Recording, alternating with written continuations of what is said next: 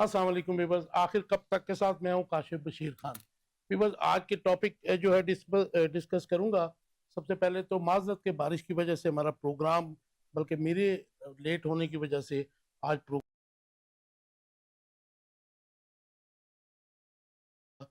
जो आज के टॉपिक्स हैं वो ये हैं कि फ्रंटियर कांस्टेबल फेडरल कांस्टेबलरी बना दिया गया है। डिस्कस करेंगे कि ऐसा क्यों किया गया है।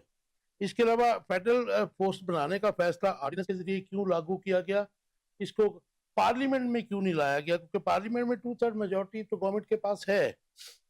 और फिर ये डिस्कस करेंगे कि फेडरल कांस्टेबलरी बनाने का फैसला इंतजामी या सियासी, क्योंकि हमने माजी में पढ़ा भी और बचपन में देखा भी कि FSF एक फोर्स बनाई थी जुल्फकार अली भुट्टो ने। और जाहिर है कि वही उनका उसका ही FSF का जो फंदा था, बाद में जुल्फकार के नवाब मोहम्मद अहमद खान कत्ल केस में वही उनके गले का फंदा बना था। इसके अलावा बैरिस्टर अली जफर ने कहा कि बानी तहरीक इंसाफ के बेटे मुलाकात के लिए आ रहे हैं, वो प्रोटेस्ट के लिए नहीं आ रहे हैं।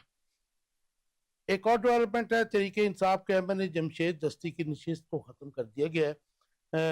स्पीकर कौमी असम्बली ने उनके खिलाफ रेफरेंस भेजा था जाली डिग्री का, जिसको इलेक्शन कमिश्नर ने कमीशन ऑफ पाकिस्तान ने एक्सेप्ट करके उनकी सीट NA 175 मुजफ्फरगढ़ जो है उसको वैकेंट करार दे दिया। अब उस पर बाय इलेक्शन होगा।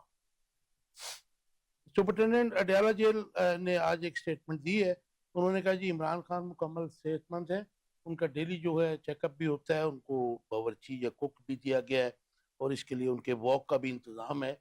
B क्लास का जो मतलब कैदी होता है उससे ज्यादा की सहूलतें उनको दी गई हैं। एक और डेवलपमेंट है, स्पेस तो नहीं है पाकिस्तान में, लेकिन रेहाम खान ने पाकिस्तान रिपब्लिक पार्टी के नाम से एक पॉलिटिकल पार्टी बना ली है। वादे वही हैं जो सब करते हैं नई जमात बनाने पर। खैबर पख्तूनख्वा जो पर गैलप सर्वे की रिपोर्ट, उसकी असल हकीकत क्या है, ये मेहमानों से पूछेंगे आज।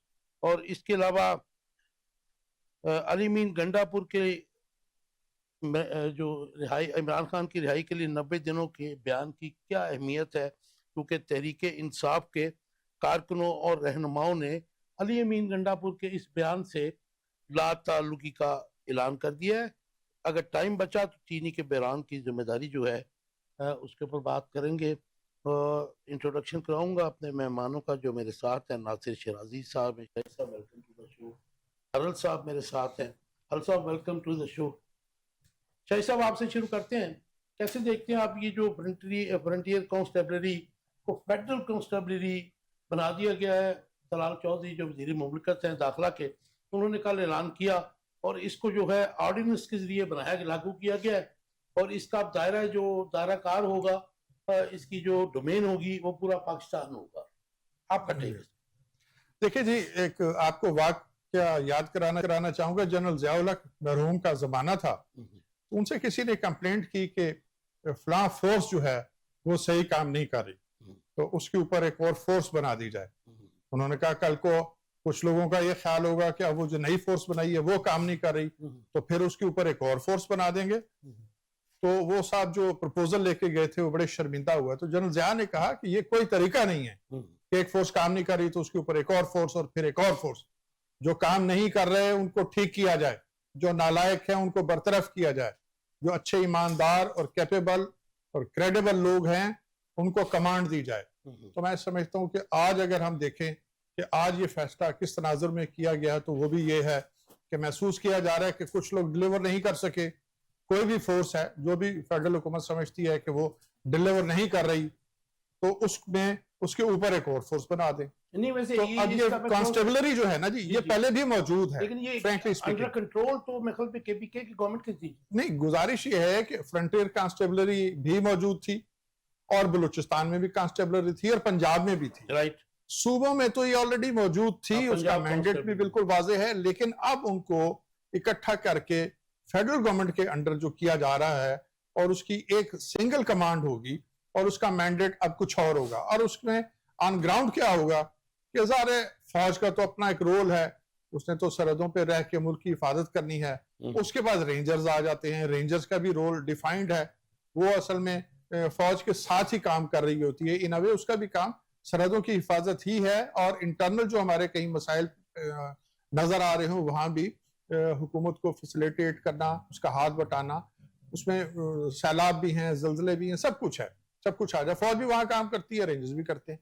अच्छा, अब एक और फोर्स की जरूरत इसलिए महसूस की कि जिसको खास तौर पे खास मकासद के लिए इस्तेमाल किया जा सके, वजारत दाखिला के अंडर जी, वजारत दाखिला के अंडर, और उसका काम ना सरहदों की हिफाजत हो, ना उसका काम इंटरनल सिक्योरिटी हो, बल्कि उसका एक तीसरा काम हो। अब तीसरा काम क्या हो सकता है? बिल्कुल वही काम जो भुट्टो साहब के जमाने में फेडरल सिक्योरिटी फोर्स से लिया जा रहा था। मुझे लग ये रहा है, मेरा गुमान ये है कि इसका कयाम भी उसी सिलसिले की कड़ी है। इसका भी मैंडेट वही होगा जो फेडरल सिक्योरिटी फोर्स का था। तो आप समझते हैं कि ये जो इसका फैसला है, ये जवाब दे दीजिए, ये इसका जो फैसला है इंतजामी है, ये सियासी है, और इसको पार्लियामेंट में क्यों नहीं लेके जाया गया? इसको थ्रू ऑर्डिनेंस क्यों मतलब जो है इम्प्लीमेंट करने की? देखिए, फैसला तो ये एब्सोल्युटली सियासी है, ठीक है जनाब, और इसकी मैं समझता हूँ कोई जरूरत, कोई गुंजाइश नहीं थी। वो जो कौमी खजाने पे बोझ की बात करते हैं, वो नई नई फोर्सेस बना के क्यों उसमें इजाफा कर रहे हैं? दूसरी बात यह कि ऑर्डिनेंस इसलिए जारी किया गया कि शायद फौरी तौर पे इस फैसले के हक में पार्लियामेंट से वोट ऑफ कॉन्फिडेंस यानी इसको मंजूर ना करवाया जा सके, आई मीन टू से, और उसके लिए काम की जरूरत मिल गई इनको। मेजोरिटी भी हो ना, लोगों की एक इंडिविजुअल सोच भी है ना, आजाद उम्मीदवार भी हैं, और बाज धड़े इस वक्त पार्लियामेंट में मौजूद हैं, वो शायद इसके साथ चलने के लिए तैयार ना हो, इसके खिलाफ वोट दे दें तो फिर पोल खुल जाएगा। मेजोरिटी तो है, सिंपल मेजोरिटी तो है, इसमें कोई शक नहीं। लेकिन अगर दो तीन बड़ी पार्टियां, या बिलखुसूस पाकिस्तान पीपल्स पार्टी इस पे कहती है कि नहीं जी ये नहीं होना चाहिए, तो फिर हुकूमत की उसमें सुप्रीम का अंदेशा है। ये आपका गुमान ठीक नहीं है, क्योंकि पाकिस्तान पीपल्स पार्टी के ही सदर पाकिस्तान है, उन्होंने ऑर्डिनेंस पे सिग्नेचर किया। जी बिल्कुल किए हैं। देखिए, बतौर सदर उनकी कुछ मजबूरियां भी हैं, बतौर पॉलिटिकल पार्टी वो इतने मजबूर नहीं है। अगर बहुत ज्यादा मजबूर होते तो ये जो एक 1.25 बरस गुजरा है इसमें वो वजारतें डे वन से ले लेते। वो ये चाहते थे कि हुकूमत के जो ऐसे फैसले हैं जो नाखुशगवार हैं उसमें वो पार्टी ना बने, वो मुल्की लेवल पे हैं, बैन अल-अक़वामी लेवल पे हैं, कई फैसलों में। ये तरह की जिम्मेदारी तो अब उनके कंधों पे भी है, माने ना माने। जी जी बिल्कुल है, वो रिस्पॉन्सिबल है, कोई सरल साहब कैसे देखते हैं आप इसको? फ्रंटियर कांस्टेबलरी को फेडरल कांस्टेबलरी बना दिया गया थ्रू एन ऑर्डिनेंस। ये आप समझते हैं फैसला इंतजामी है, ये सियासी है, या फिर इसके अगर ये सियासी है तो क्या इसके पेश नज़र जो एक कॉल फिर दी गई है, पता नहीं वो कामयाब होती है कि नहीं होती है? पीटीआई अपने लोग निकाल सकती है। 5 अगस्त को इमरान खान की कैद के 2 साल पर उन्होंने कहा जी एक्सट्रीम पे ले जाएं एहतजाज जो है, क्या ये उसके लिए तो नहीं किया गया? देखिए, ये जो फैसला है ना ये इंतजामी है ना सियासी है। अच्छा जी, ये बदनीति पे मबनी फैसला है, और बदनीति पे मबनी जो है वो ऑर्डिनेंस जो है वो आया है, और ये सरीन खिलाफ वर्जी है 18वीं तरमीम की। 18वीं तरमीम के बाद जो है जो लॉ एंड ऑर्डर की जिम्मेदारी है, अमन व अमान की जिम्मेदारी जो है वो प्रोविंशियल सब्जेक्ट है, वो जो प्रोविंशियल गवर्नमेंट्स हैं उनकी जिम्मेदारी है। और ये वहां से 18वीं तरमीम के बाद जो थी वहां से उनकी जो ताकत है और वहां से उसकी सारी जो जुरिस्डिक्शन है वो लेके वापस जो है वफाक ने इस ऑर्डिनेंस के जरिए जो है वो वापस खुद ले लिए हैं, और ये खुद सख्ता जो एक ऑर्डिनेंस जो है वो लागू किया गया है। मेरी बात सुन लीजिए, मेरा इस पे क्वेश्चन है कि अगर ये 18वीं तरमीम का, बिल्कुल मैं आपसे एग्री करता हूँ, तो इसका मतलब है कि जो पार्स जो दी गई थी सूबों को, उसमें से एक पार ये वापस वो ले रहे हैं, और इसी तरह मिनरल्स के ऊपर जो है वो भी सुना है कि 27वीं तरमीम के बाद वो जो पार्स हैं वो भी वापस लेने जा रहे हैं। तो ये आप समझते हैं कि 18th अमेंडमेंट जो जिसके करता धरता भी दोनों बरसर इक़्तिदार पार्टी के जमातें थी, यानी कि पीपीपी और पीएमएलएन, वो रिवर्स होने जा रही है। देखिए यही अफसोस की बात है, ये जो 18वीं तरमीम के सिग्नेटरी थे और जो पास करवाने वाली पीपल्स पार्टी है उसी के सदर जो है आसिफ अली जरदारी जो है वो अब उसी 18वीं तरमीम की जो है वो नफी कर रहे हैं। वो सूबों को दिए गए अख्तियार जो है वो वापस लेने में वो शाना बशाना जो है जो भी एक्टिविटी हो रही है उसमें वो शामिल है। और अगर ये इस तरह पार्लियामेंट में लाई जाती तो आप देख लें कि 26वीं तरमीम जो है उससे मेरी नजर में तो कोई पार्लिमानी कोई मुतनाज़ा तरमीम हो नहीं सकती, और उससे भी ज्यादा ये मुतनाज़ा ऑर्डिनेंस था जिसकी वजह से ये इसको पार्लियामेंट में नहीं लाया गया, इसको जेरे बहस नहीं लाया गया, ताकि वहां जो है इस तरह के सवालात पैदा होंगे और ये मुश्किल होगी इसको पास करवाने में। तो इतनी ये मैं समझता हूं कि मुतनाज़ा ये कवानीन है और ये जो ऑर्डिनेंस के जरिए जो लाए गए हैं, और ये पार्लियामेंट जो है इनके पास तो अब इन्होंने जैसे भी ये लीगल मेरा लीगल क्वेश्चन आपसे, क्योंकि एक जो ऑर्डिनेंस होता है उसके 90 डेज के बाद लैप्स कर जाता है, तो ये फिर इसका मतलब है कि इसको मुस्तकिल नहीं रखना चाह रहे वो। जी, ऑर्डिनेंस जो है वो स्पेसिफिक पीरियड के लिए लागू होता 90 है डेज के लिए जी। और ये चूंकि जो एक्ट ऑफ पार्लियामेंट है वो जरूरी है इसको परमानेंट करने के लिए, तो ये वैसे भी मैं समझता हूं कि ये 18वीं तरमीम जो है उसके उससे ये मुताबिकत नहीं रखता ये ऑर्डिनेंस जो आया है। तो इसको जो है अगर अदालतों में जाएगा मामला, चूंकि सुप्रीम कोर्ट में सच्ची बात तो ये है कि अब अदालतें जो है वो आजाद नहीं है। पहले हम ये कहते थे कि अदालतों में ये मामला जाएगा तो अदालतें जो है इसको स्ट्राइक डाउन कर देगी, ये आइन की जो है वो खिलाफ। अच्छा, आप मेरी बात समझे नहीं है मेरे ख्याल में हल साहब, ये आपका ही क्वेश्चन है, लीगल फिटिलिटी का क्वेश्चन है कि 90 डेज, क्योंकि अगर वो चाहते तो उनके पास पार्लियामेंट में 2/3 मेजोरिटी है, ठीक है ना जी, तो ये पार्लियामेंट से जितना मर्जी इख्तलाफ होता है उन्होंने उसको पास हो जाना था। पाकिस्तान की पार्लियामेंट की ये हिस्ट्री है, इसको ऑर्डिनेंस के थ्रू जो है 90 डेज के लिए करने की जरूरत क्यों पेश आई? देखिए काशिफ साहब, आपको याद होगा इसको इन्होंने मुस्तकिल जो है कानून का हिस्सा नहीं बनाना है। नहीं, आपको याद होगा कि जो रेंजर है वो जब कराची में आई थी, सिंध में आई थी, तो कितने दिनों के लिए आई थी कि हमने हालात ठीक करके अभी भी वापस चले जाना है, और अभी भी वहां मौजूद है। और ये भी इसी तरह आप देख लीजिएगा, ये नहीं वापस जाएगा। हमेशा इस मुल्क में बदकिस्मती है और इस मुल्क का ये अलमिया है कि यहाँ पे कानून जो है वो पर्पसली बनाए जाते हैं। अच्छा हल साहब, अगर आप ऐसे भी कहते हैं कि हालात खराब होने पे अगर इसका कोई पॉलिटिकल जो है होता है उसके लिए भी यूज करते हैं, तो फिर फौज और रेंजर्स तो फिर साइड पे हो जाएगी ना। ये तो एक लोगों को एतराज होता था। नहीं देखिए, ये भी उन्हीं का सबऑर्डिनेट एक इदारा है, बन जाएगा। तो ये मैं समझता हूँ कि ये सारा कंट्रोल जो है वो तो पार्लियामेंट के ऊपर उनका कंट्रोल है। ये तो एक फोर्स है, ये तो वैसे नेचुरली जो है वो उनका कंट्रोल है इसके ऊपर, लेकिन जहां पे नहीं कंट्रोल होना चाहिए था वहां भी उनका आप समझते हैं कि सूबाई खुद मुख्तारी के ये अगेंस्ट है? ये सूबाई खुद मुख्तारी पे एक हमला है। ऑर्डिनेंस जो ये आया है, फेडरल जो कांस्टेबली जो ऑर्डिनेंस पास किया गया है, ये सूबाई खुद मुख्तारी पे हमला है, ये आइन पे हमला है। और मैं समझता हूं कि ये गुलाम अब्बास अरल साहब देखें, उनके पास 2/3 मेजोरिटी है, 3 सूबों में उनकी हुकूमत है, मरकज में उनकी हुकूमत है, गिलगित बल्तिस्तान में उनकी हुकूमत है, आजाद कश्मीर में। अगर वो जैसा चाहे मिलके कर सकते हैं। 18वीं तरमीम भी इन्हीं पार्टियों ने की थी। अगर उसमें कोई टांके लग रहे हैं या उसमें कोई कट लग रहे हैं तो वो भी यही पार्टीज हैं।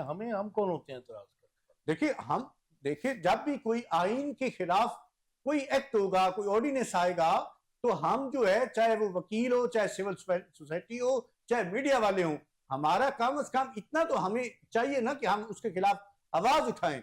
अगर इस मुल्क में जंगल का कानून है, क्योंकि इस मुल्क में कोई कानून नहीं है, आप देख लें कि आइन जो है उसका खुलवाड़ हमने विसल ब्लो कर दिए ना जी। अब तो ये जो है कारसाज है, जो चारा साज है, उनको देखना है। क्या काशिफ साहब, ये मेरा सवाल ले लीजिए, आप क्या समझते हैं कि ये 90 डेज के लिए, क्योंकि गवर्नमेंट को ये कोई प्रॉब्लम नहीं थी इसको एक्ट ऑफ पार्लियामेंट बनाने में या इसको फिर कानून बनाने में, ये 90 डेज का क्यों किया गया? काशिफ साहब, प्रॉब्लम है। अच्छा, मैं समझता हूँ फौरी तौर पे इसके मंजूर होने के इम्कानात कम थे, लिहाजा हुकूमत ने रिस्क नहीं लिया, नंबर 1। अब कुछ लोग हैं वो मैनेज हो जाएंगे तो फिर ये 100% हो जाएगा कि अच्छा जी पास हो जाएगा। दूसरी बात ये है कि सेनेट इलेक्शन जो है वो सर पे है, तो कोशिश ये होगी कि पहले सेनेट इलेक्शन करा लिए जाए, उसके बाद इसको कौमी असेंबली में पेश किया जाए और कौमी असेंबली से मंजूरी के फौरन बाद अच्छा, पेश करके। जो मेरा गुमान था कि शायद ये जो प्रोटेस्ट की कॉल दी है उस तनाजर में ऑर्डिनेंस लाया नहीं है, तो उसी तनाजर में। अच्छा, मैंने ऐसा किया ना कि ये इमरजेंसी महसूस की जा रही है सरकारी सतह पे, और वो महसूस करें कि कुछ काम जल्दी होने क्योंकि ये मेरे ख्याल में 5 अगस्त तो सर पे खड़ी है ना। फौज को, रेंजर्स को बुलाने से मेरे ख्याल गवर्नमेंट ने समझा हुआ ये कि इस्लामाबाद में जब एहतजाज हुआ था, जिसको अब काफी अरसा हो गया, जिसमें काफी नवंबर में जहां भाग हुए थे, तो उसमें सियासी जमातें जो हैं उनमें उनकी तरफ से ये कहा जा रहा था कि इसमें जो गोली चलाई है उसमें फलां फलां लोग थे, फलां फलां इदारा था। उन्होंने तरदीद कर दी, उन्होंने कहा जी हमने तो नहीं चलाई, ये तो फेडरल गवर्नमेंट ने जिनको डिप्लॉय किया था उन्होंने चलाई। तो अब एक शऊरी कोशिश है कि किसी जगह पे जब कोई ऐसा वाकया होता है अगेंस्ट मासेस अगर किसी को डिप्लॉय करना है तो कम से कम खाकी वहां पे अच्छा, डिप्लॉयमेंट ना हो। टाइम हमारे पास थोड़ा, मैं चाह रहा हूँ कि एक दो टॉपिक और हो जाए। तो मुझे शराई साहब ये बताइए, तरीके इंसाफ के MNA आउटस्पोकन थे, आपको पता है, जमशेद दस्ती, आज उनकी डिग्री जाली पर इलेक्शन कमीशन ने स्पीकर का रेफरेंस जो भेजा गया था उसकी बुनियाद के ऊपर उनकी नशिस्त खाली कर दी है।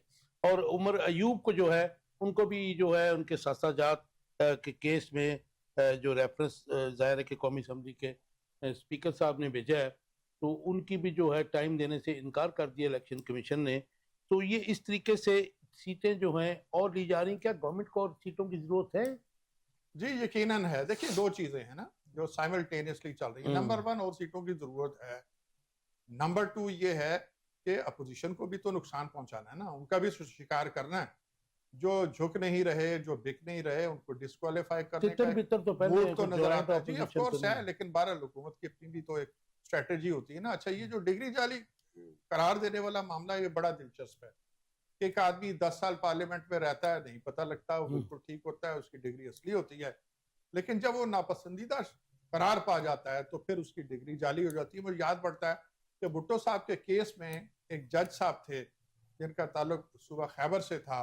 बाद में वो फिर जब उनकी पकड़ धकड़ का मामला आया, एक फैसला उन्होंने दिया, उन्होंने भुट्टो साहब को जो है बरी किया था अपने फैसले में। जैसे यकूब, आई थिंक ऐसा कुछ नहीं, उनका नाम कुछ और था, मैं नाम अभी याद नहीं उनकी कर डिग्री पा रहा। जाली के बाहर चले उनकी गए। डिग्री बाद में जाली करार दे दी गई थी। अच्छा, उन साहब का, जज साहब का जो कैरियर है वो 25 बरस का कैरियर था।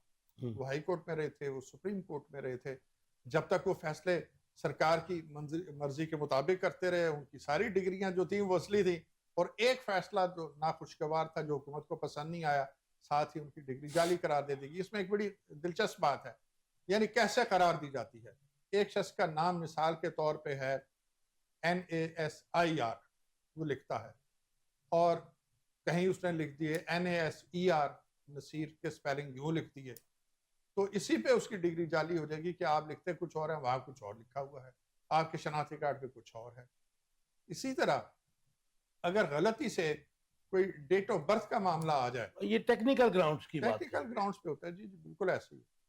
और आप इस पे सुप्रीडेंट जेल, जो डाला जेल ने आज कहा है कि इमरान खान मुकम्मल सेहतमंद है, उनको जो B क्लास है उससे भी ज्यादा सहूलतें दी गई हैं, उनका रोज चेकअप भी होता है, उनको एक कुक भी दिया गया, अखबारें भी दी गई हैं, और वो ही इज कंफर्टेबल। आपका ये जरूरत क्यों पेश आई? देखिए, ये जरूरत इसलिए पेश आई कि जो लोग उनसे मिल के आते हैं वो देख के आते हैं कि उसकी वहां पे सेहत क्या है, कैसी है। अच्छा, जितने लोग मुख्तलिफ मुकदमात में, सियासी मुकदमात में जेल में गए हैं और साल 2-2 साल के बाद उनकी बेल हुई है या किसी को बरी भी किया गया है, उसमें से बेशतर अफराद जो हैं वो इंतकाल कर गए। किसी के गुर्दे फेल हो गए और उसके बारे में कहा जा रहा है हेपेटाइटिस C हो गई। हेपेटाइटिस C हो गया। गुमान ये है कि खान की सेहत अच्छी नहीं, वो ग्रेजुअली किसी और तरफ जा रहा है। लिहाजा जब ये लोग देख के आते हैं तो उन पर पाबंदी होती है कि उसकी सेहत के हवाले से कोई बात ना करें। उनके अपने फैमिली मेम्बरान भी इस हवाले से जब बात करते हैं तो बड़ी अजीब सी होती है। वो सेहत के बारे में तशवीश का इजहार नहीं करते। वो कहते नहीं जी वो खुशोखुरम है, हेल्दी है, बहुत अच्छा है, ये हो। अब शायद उसमें मसलियत ये हो कि उनके जो चाहने वाले हैं, उनके जो फॉलोअर्स हैं, वो डिसहार्ट ना हो कि वो तो मरने वाला है, तो अब उसके साथ क्या खड़ा होना। बताया जाता है कि वो बहुत सेहतमंद है। तो ऐसा कुछ अगर जेल में हो जाता है उसके साथ तो क्या होगा जी? फिर जब होने वाला होगा उसे कुछ अरसा पहले उसको रिलीज कर दिया जाएगा, ताकि वो सरकार के खाते पढ़ के अगले जान ना पहुंचे, वो अपने बनी गाला के खाते पड़ जाए और किसी और अपने घर के खाते पड़ जाए। लेकिन मेरा ख्याल है कि as a matter of fact इतनी सेहत अच्छी नहीं। हल साहब, ये जो MNA साहब जमशेद दस्ती की नशिस्त खाली कर दी गई है, नाहल करार दे दिया, उसके बाद जो अपोजिशन लीडर है कौमी असम्बली में उमर अयूब साहब, उनको भी इलेक्शन कमीशन ने आखिरी जो मौका था और उन्होंने टाइम मांगा था देने से इनकार कर दिया। गुमान यही है कि जो रेफरेंस अयूब साहब ने भेजा है, उनके स्पीकर साहब ने, अयाज सादक साहब ने, जिनके लिए कल 30 अरब रुपया सिर्फ उनके हल्के के लिए पंजाब गवर्नमेंट ने जो है मखसूस किया है। तो ये क्या हो रहा है, और ये जो सुपरिटेंडेंट जेल ने, अडाला जेल ने आज बयान दिया है, ये जरूरत क्यों पेश आई? देखिए इस मुल्क में ये बड़ा एक वतीरा बन चुका है कि ये ताकतवर हल्के जो हैं, जब वो किसी की आवाज उसको पसंद नहीं आती, जब वो फिर जो है उसकी डिग्री तो दूर की बात है, उसका बर्थ सर्टिफिकेट जो है वो भी वो जेली करार कर सकते हैं कि ये जो है इसकी जन्मदिनी गलत है। नहीं, ये कैसे हो सकता है? वो पैदा हुआ, उसका बर्थ सर्टिफिकेट बना, उसकी पैदाइश से तो इनकार नहीं कर सकते। देखिए इस मुल्क में काशिफ साहब, इस मुल्क में सब कुछ हो सकता है। अगर कोई आजाद आवाज है, अगर कोई आजाद इंडिपेंडेंट जो है मीडिया पर्सन है, तो उसकी आवाज बंद की जाती है।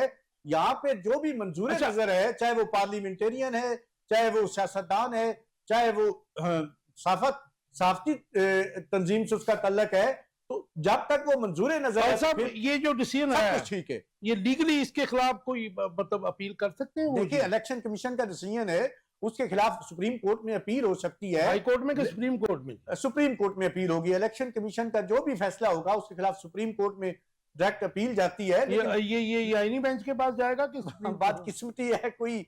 अब तो वो तो आईनी बेंच जो है वो कहता है जी हम सुप्रीम कोर्ट जो है उसको मानते ही नहीं है। नहीं, वो आज नशिस्त NA 175 मुजफ्फरगढ़, वो आज उन्होंने खाली भी करार दे दी है। उसमें जाहिर है 1-2 दिन में उसके ऊपर उसका शेड्यूल भी आ जाएगा इलेक्शंस का। बिल्कुल आ जाएगा। आपने देखा है कि जब ये मखसूस नशिस्तों के हवाले से सुप्रीम कोर्ट का फैसला आया था तो उन्होंने पीटीआई को दी थी, तो 1 साल तक उसका इंप्लीमेंट नहीं हुआ। और जब उनके खिलाफ गया पीपल्स पार्टी और बाकी जमातों को, नून लीग को नशिस्तें दी गई, तो फिर 1 दिन में इंप्लीमेंट हो गया। अभी तक जो है वो ऑर्डर ऑफ कोर्ट भी नहीं बना था, तो फिर इंप्लीमेंट हो गया। तो ये बात देखिए, इस मुल्क में काशिफ साहब ऐसे नहीं चल सकता। इसको अगर चलाना है, खुदारा आप KPK की सूरत हाल देख लें, आप बलोचिस्तान की सूरत हाल देख लें, आप जो है अपनी मुईशत की सूरत हाल देख लें, आप सियासी इंतशार इस मुल्क में फैला हुआ है।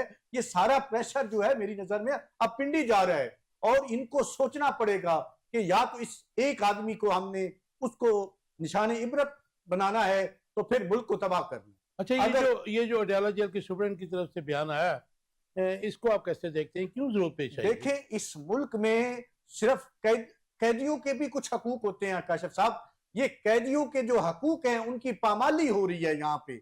इमरान खान के साथ जो सलूक किया जा रहा है, ये सिर्फ कैदियों के जो हकूक हैं उसकी पामाली नहीं है, ये प्रिजन रूल्स जो हैं उसकी भी पामाली हो रही है। हम पाकिस्तान की बात नहीं करते, पंजाब की जेलों का आप देख लें, तो कैदियों के यहाँ पे कौन से हकूक होते हैं? आप देख लें, जितने भी लोग 9 महीने बंद है काशिफ साहब, इतनी मोहलक बीमारियों में वो बेचारे शिकार हो रहे हैं। वो कुछ लोग ऐसे हैं जो जैसे वो उनकी जमानतें हुई हैं उसके फौरन बाद उनकी आप 9 मई की बात कर रहे हैं, मैं तो ओवरऑल कैदियों की बात कर रहा हूँ। और ओवरऑल कैदियों की सूरत हाल ये है कि इतनी कैपेसिटी वहां पे नहीं है जितने कैदी हैं, और कोई जो उनका कोई पुरसाने हाल नहीं है, ना उनको जो बुनियादी जो हकूक कैदियों के होते हैं वो भी उनको। उस तनाजर में तो फिर इमरान खान को उन्होंने कहा जी हमने पता नहीं कितनी बैरक्स की दीवार गिरा के तो उनको हमने चहलकदमी के लिए भी जगह दी हुई है और उनके लिए स्पेस खुला।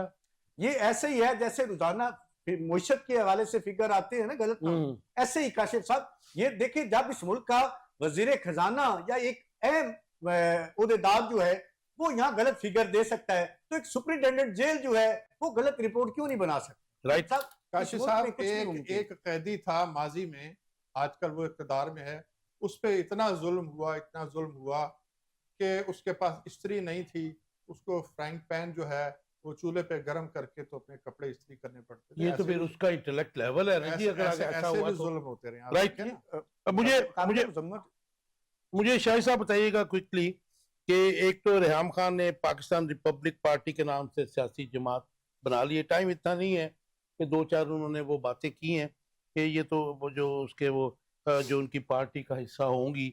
और इसके अलावा आप ये भी मुझे बताइए कि खैबर पख्तूनख्वा पर एक गैलप सर्वे की रिपोर्ट है जिसमें उनको जाहिर है कि उनकी मकबूलियत PTI की और अली अमीन गंडापुर की कम होती दिखाई गई है। उसकी हकीकत क्या है, ये बता दीजिए। देखिए, जहाँ तक रेहाम खान की पार्टी बनाने का और अनाउंस करने का ताल्लुक है, मैं समझता हूँ कि जो लोग उसको सियासत में लेके आए थे, जिनकी वो नुमाइंदा थी, जिनके लिए वो काम कर रही थी, मेरा ख्याल है उसकी री लॉन्चिंग की कोशिश कर रहे हैं, हो जाएगी, उनको कामयाबी नहीं होगी। देखिए, वो अब वो ऐसा मोहरा है जिसका वक्त गुजर चुका है, अब एक्सपायर हो गया। एक्सपायर्ड है। जी जी बिल्कुल। तो अब उसको रीलॉन्च करेंगे भी, तो वो मैं समझता हूँ कि नहीं, चला उसके हुआ बाद कारतूस इमरान उसमें खान से को छोड़ने के निकलेगा बाद कुछ जो नहीं। उन्होंने कोई शादियां वादियां की हैं, उसकी वजह से आप कह रहे हैं उन्हें? नहीं नहीं, ओवरऑल भी अच्छा, एक्सपोज हो चुका है ना। पढ़ी लिखी खातून है। एक मोहरा था, वो एक्सपोज हो शराजी गया। साहब पढ़ी लिखी खातून है। जी, यहाँ पीएचडी लोग हैं, उनका अंजाम क्या हुआ, उनका किरदार क्या है। देखिए, जब किरदार किसी शख्स का वाजे हो जाए ना, तो उसके बाद उसके कैरियर का इख्तिताम हो जाता है। वो सियासी कैरियर हो, वो समाजी स्पेस है कैरियर हो। वैसे पाकिस्तान की सियासत में नई पॉलिटिकल पार्टी जी का? बिल्कुल है, बहुत जबरदस्त है। लेकिन खास वो तौर पे जो किसी के पेरोल पे ना हो, मास्टर्स वॉइस ना हो, एब्सोल्युटली एक बहुत बड़ी जमात, यानी कोई ऐसी अच्छी जमात कहाँ से ढूंढ के लाएं, नहीं, कहाँ नहीं, से बिल्कुल, बनाएं? लोग नई नई जमात कौन बनाए। बनाएगा? देखिए, 25 करोड़ अवाम में से कम 20 करोड़ अवाम में परवेज खटक ने बनाई, उड़ गया। सर, तरीन लोग साहब ने बनाई, उड़ गया। काशिफ साहब, लोग क्रेडिबल नहीं थे ना। शाहिद खाकान अब्बासी ने बनाई, उड़ गए। ये तो क्रेडिबल रिसेंट लोग डेज नहीं की थे, बात कर रहे ये हैं। क्रेडिबल लोग नहीं थे। लेटर एंड स्पिरिट में आम आदमी की एक पार्टी जो है, शाहिद आम साहब आदमी बड़े लोग letter and थे, spirit एक में। एक्स प्राइम मिनिस्टर था, वो नहीं, एक क्रेडिबल नहीं ना। एक सूबे का वजीर जो आला था, मर्जी हो जाए, उनको आप एक फेडरल मिनिस्टर फरिश्ता था। साबित कर दें, ये लोग क्रेडिबल नहीं है। जितने लोग मुख्तलिफ अदवार में अपने क्विकली बता दीजिए, ये खैबर जो पख्तूनख्वा। लोग सियासी क़िबले अपने तब्दील करते रहे, उनमें से कोई शख्स क्रेडिबल नहीं। राइट, ये खैबर पख्तूनख्वा पर जो गैलत सर्वे है, जिसको सारा मीडिया भी कोट कर रहा है, इसकी हकीकत भी बता दीजिए। हमने माजी के गैलप जो देखे एज ए एंकर पर्सन, मैं उसको अभी इस वक्त डिस्कस नहीं करना चाहता। आपका इसके ऊपर टेक?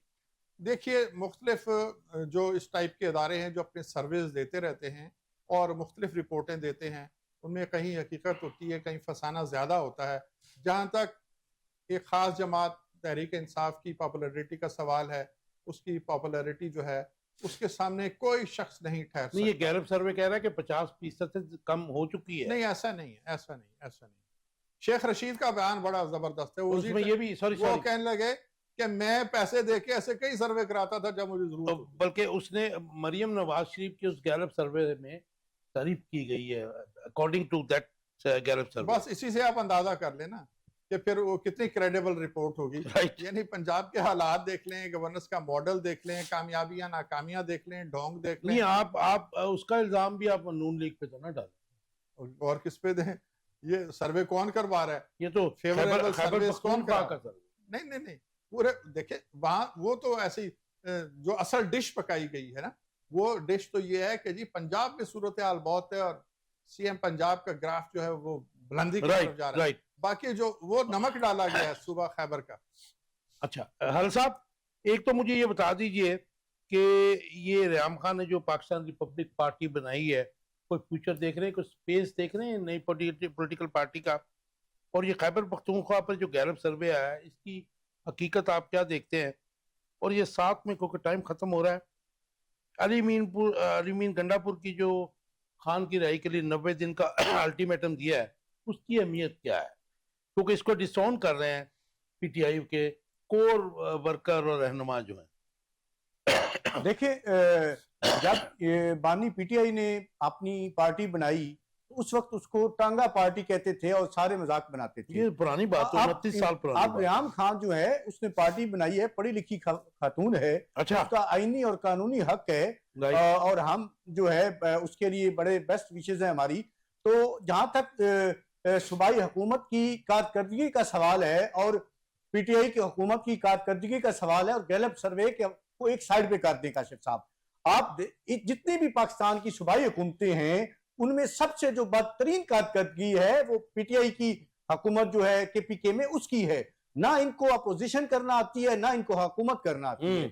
आप देख लें कि इस वक्त जो केपीके में सूबाई गवर्नमेंट है वहां करप्शन का बाजार गर्म है, वहां जो है गवर्नेंस नाम की कोई चीज नहीं है, इदारे तबाह हो चुके हैं, अमन अमान की सूरत हाल इतनी बदतरीन हो चुकी है कि आप बताया नहीं जा सकता। और अली अमीन साहब जो है सिवाय बढ़ के मारने तो के, इसका मतलब है कि जो vote of no confidence opposition आने की तैयारियां कर रही है वो आ जाना चाहिए। देखिए उसकी एक वजह यह भी है कि गवर्नर जो केपीके हैं वो जब से वहां तैनात हैं तब से जो है वो इसी कोशिश में लगे हुए हैं कि वोट ऑफ नो कॉन्फिडेंस अक्सरियत में बदलते हैं जी। लेकिन उनको मौका जो दिया जा रहा है, ये मैं समझता हूं कि ये अपनी जो पीटीआई की हुकूमत है, जो अली अमीन साहब हैं, ये उनको मौका फराम कर रहे हैं क्योंकि गवर्नेंस नाम की कोई चीज कोई काम नहीं है वहां पे, कोई चीज नजर नहीं आती आपको केपीके में। और इन्हें मौलाना साहब के हवाले से आप देख लें कि अली अमीन साहब जो है, आप कहते हैं ना जी, ना आप घर का ना घाट का रहे हैं, तो अली अमीन साहब जो हैं, गंडापुर साहब जो हैं, ना वो घर के रहे ना घाट के। आप वो मौलाना साहब के साथ बढ़ के मार के वो अपनी एक जो है वो मकबूलियत बनाते हैं वहां पे। उनकी जाहिर आपस में दुश्मनी है, एक ही हल्का उनका, एक ही इलाका है। और मौलाना की जाहिर है कि जो आप बातें कर रहे हैं, मैं कौन होता हूँ इख्तिलाफ करने वाला, लेकिन मौलाना की सियासत को केपीके में दफन करने वाला भी अली अमीन ही है ना जी। अली और फैसल करीम कुंडी जो 2008 के बाद इलेक्शन। जी आप सही कह रहे हैं, लेकिन पीटीआई की सियासत को भी दफन करने वाला यही साबित होगा। अच्छा, यही साबित होगा। मैं वो आपने वो मुझे नहीं बताया, एक लाइन का आंसर दे दीजिए। गैलप सर्वे जी गैलप सर्वे जो हुआ है, मैं उसी हवाले से अर्ज कर रहा हूँ। जो उन्होंने सूबों की कारकर्दगी के हवाले से बात की है, इसमें कोई शक नहीं है। आप समझते हैं वो ठीक है। जितने भी सूबे हैं उसमें सबसे जो बदतरीन कारकर्दगी है, बैड गवर्नेंस है, वो केपीके की हुकूमत की है। राइट, मेरे पास टाइम बिल्कुल खत्म हो गया। मुझे शराई साहब ये बता दीजिए, अली अमीन गंडापुर ने जो 90 डेज का अल्टीमेटम दिया इमरान खान की रिहाई के लिए, उसके उनके इस बयान से तमाम पॉलिटिकल लीडर्स जो उनके पीटीआई के हैं या उनके कारकुनान हैं, उन्होंने उसको डिसऑन किया है। और जो इमरान खान ने जो 5 अगस्त का टाइम दिया था, उस पर सब लब बैक कर रहे हैं कि ये क्या डेवलपमेंट है। काशिफ साहब, जो लोग अली अमीन गंडापुर को पीटीआई के रहनुमा के तौर पे देखते हैं, सीएम पंजाब देखते हैं, वो गलती पे हैं। अली अमीन गंडापुर मेरा आदमी है, और जब मैं कहता हूँ मेरा आदमी है तो इन्वर्टेड कामास में है। वो मेरा आदमी ना होता हो तो सीएम सुबह खैबर बन ही नहीं सकता था। उसके बाद से आप उसका कंडक्ट देख लें, जो मैं चाहता हूँ वो करता है, जो पीटीआई की लीडरशिप चाहती है वो नहीं करता। और जब तक मैं चाहूंगा उसका किला कायम है, और जब तक वो मेरे मतलब का आदमी है उसकी तरफ कोई आंख उठा के भी नहीं दे सकता। बाकी रहा सवाल कि उसने मौलाना फजलुर रहमान की सियासत दफन की है, जी नहीं जी। वो मैं चाहता था कि मौलाना साहब की सियासत दफन हो जाए, लिहाजा मेरे आदमी। राइट, टाइम मेरे पास खत्म हो गया बिल्कुल। आप दोनों दोस्तों का बहुत शुक्रिया। अभी बस आप देख रहे थे आखिर कब तक। कोशिश की हमने, हमारे पास पिक्स थे, उनके ऊपर बात कर सकें, आपको बता सकें कि असल में हो क्या रहा है पाकिस्तान में। तो उम्मीद है आपको ये प्रोग्राम पसंद आया होगा, आपके फीडबैक का इंतजार रहेगा। कल शब 10 बजे तक। अल्लाह।